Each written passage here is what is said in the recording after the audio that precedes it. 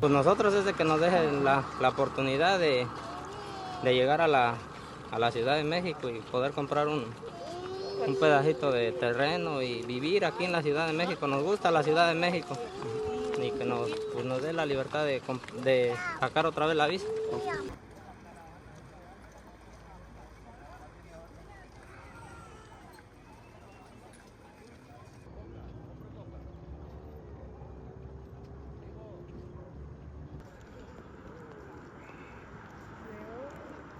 Y la verdad es que nosotros venimos de un país donde todo el mundo sabe cómo está la situación nuestra.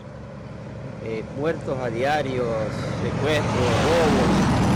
No queda otra que buscar una alternativa como esta. Es duro, es complicado, pero no tenemos otra opción, no tenemos otra salida.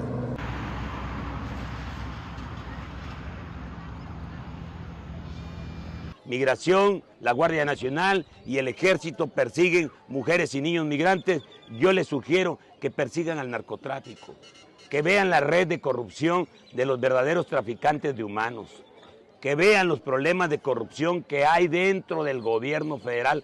Aún no se les va a acabar la corrupción mientras ellos sigan atacando a los pobres. Nosotros hoy le pedimos a la Guardia Nacional y al Ejército mexicano que no somos sus enemigos. Migración, los tiró botados. Migración nos dejó botados.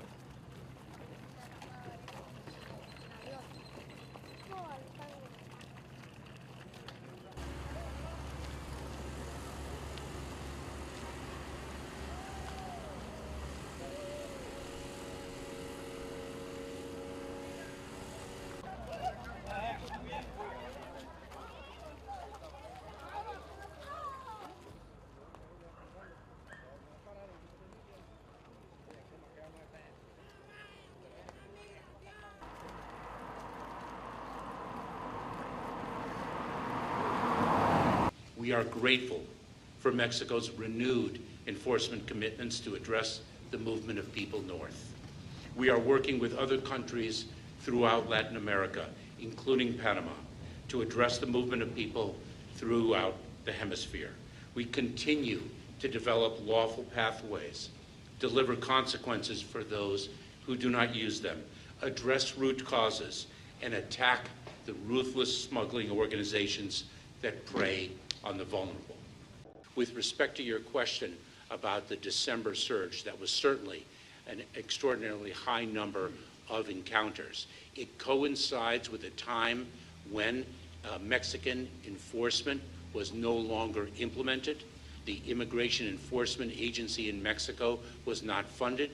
It is what prompted President Biden to reconnect with President Lopez Obrador, as he has done consistently throughout his administration. The two have a very close working relationship. Number one, what we are experiencing at the southern border is not unique to the southern border or to the United States. The entire hemisphere is gripped with a level of migration that is unprecedented in recent history. In fact, it is something that is gripping the entire world. Number two, we are dealing with fundamentally a broken immigration system, and one that has been in dire need of repair for more than 3 decades. We have returned, removed, or expelled an extraordinary number of individuals, and we will continue to do so as we enforce the laws. Our president, has spoken with President Lopez Obrador on a number of occasions. They have a very close relationship and a very close working relationship. Our trip to Mexico was for the purpose of ensuring the commitment on both sides of the border, that we would do what we represented we would do, and that the Mexican authorities would do what they represented they would do. And they are taking a number of enforcement mechanisms, such as ensuring that their checkpoints are staffed along the migratory path, that individuals are removed from the north to the south, that individuals who can be repatriated from Mexico to their countries of origin are in fact repatriated, and that we are able to remove individuals of certain nationalities to Mexico, which we are doing. There's a group of 3,000 to 5,000 people in the southern border right now. What changes are they going to see once they reach the southern border with the United States? If in fact the Mexican authorities execute on their commitments, many of those individuals will not reach the southern border in the first place.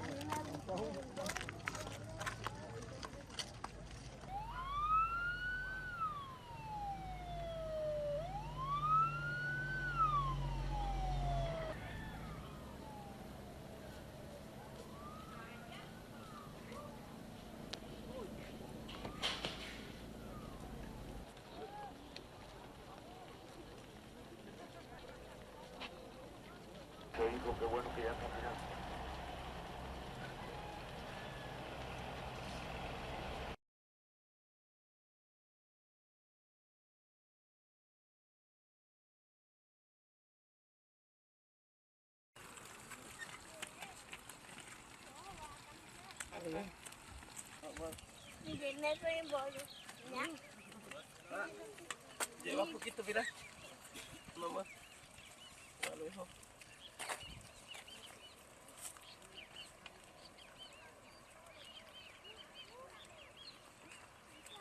Pues nos dijeron que sí nos iban a ayudar, pero esa es una mentira porque sí era para separarnos nada más de la caravana. Y seguimos de pie, seguimos firmes acá. En nombre de Dios, que todo lo que nosotros queremos pues lo vamos a lograr.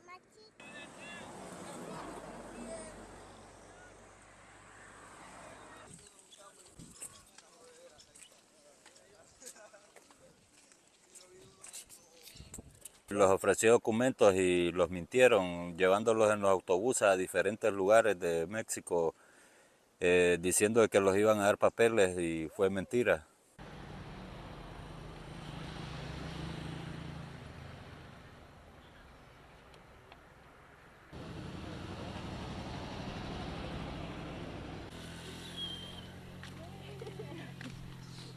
Good morning, everyone. Mr. Mayor, tomorrow the 60-day rule takes effect for families. This is not going to be a city where we're going to place children and families on the street and have them sleep on the street. That is not going to happen. We've made that clear. I think we made it clear to the point that everyone should understand that. What can you tell us about the deadly incident occurred? If we were able to close the front door, we would be in a different place. 57% of those who have come through our system, we've been able to normalize and stabilize. The problem is, as fast as we're able to stabilize families, they come in through our front door. That is what we're faced with. I'm sorry, I won't what? You said you won't cut from the police budget again. You're not saying this. We have went through every law that's on the books and see how do we push back on this behavior of the bus companies and the governor, and we're going to continue to do so. We are not going to sit back. New Yorkers deserve more. We're going to be aggressive in our actions of what the bus companies and Governor Abbott is doing.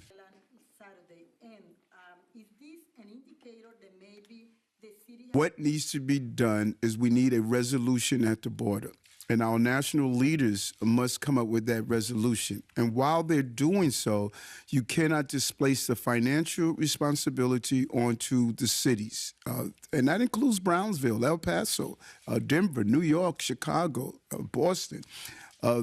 We have a responsibility to make sure that we can not only take care of long-term residents of our cities, but also treat those who arrive here in a humane way.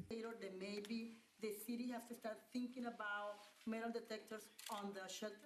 And so how they resolve that is coming up with real immigration reform and allocating in the budget the financial needs that these cities need and having a decompression strategy to address this issue. And so I think that the White House and Congress, they must get together and realize that this is impacting America's largest cities.